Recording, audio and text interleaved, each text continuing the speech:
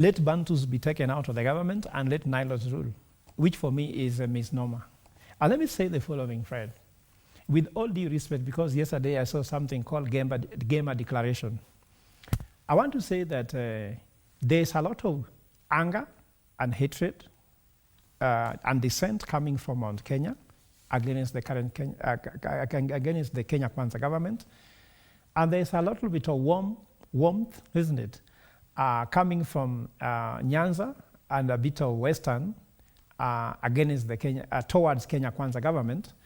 But let me tell you what, this rejection and welcome, the love and the hatred that is being seen from these regions will not reflect the 2027 election.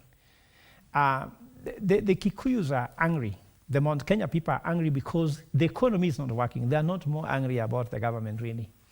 If this government was really delivering, they wouldn't be much bothered. And the Luos are feeling that they had a handshake with Uhuru Kenyatta. They were never given a minister. They're having Treasury CS coming from there for the first time. Attorney General is coming there for the first time. And they're feeling that this government seems to be more on their side than nothing. But you see, what are they comparing what with what? Why it looks difficult? Because now the only candidate we know in 2027 is William Ruto. So Nyanza still do not know whether they're going to have a candidate. And the king of Nyanza has not spoken. Only the father is speaking. You know, there's so-called the father of reggae, who was Bob Marley, but the king of reggae was Lucky Dube. The king is emerging, and the king is there. And I'm sure I don't want to say his name because he'll say I'm trying to blow my trumpet. Because the king of the Luo Nyanza has not spoken. So let the king speak. When the king will speak and give direction, they will know, because Luo Nyanza are comparing William Ruto with who? Mm-hmm. If you only have one girlfriend and there's only one woman in the world, isn't it? Mm-hmm. Even if you say you love her, it does not matter because you have no choice, isn't it? So for now, the love and hatred that we are having about Mount Kenya people and the guys from the western part of Kenya will not actually tell the story of 2027. And mark my word, this have happened before. The KKK movement was there some time back.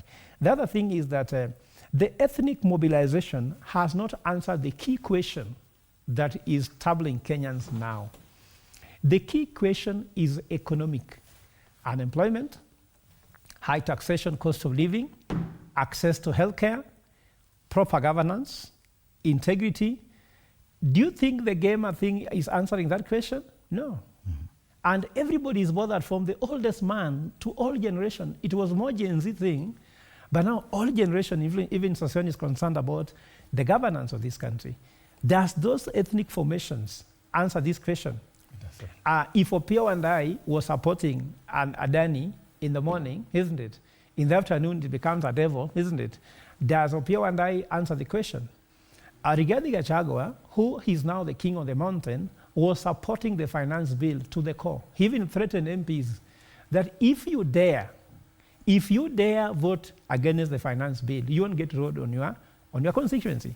Now, he is now on the other side. So is he the answer to this question? And I want to say is that even the broad-based government was to answer the question. It has not answered the question. Because Adani remained, integrity issues remained even after the formation of broad-based government. Cost of living is still high. Taxation is being proposed. It doesn't answer the question. So there's an emerging conversation, Fred, that I want to tell you.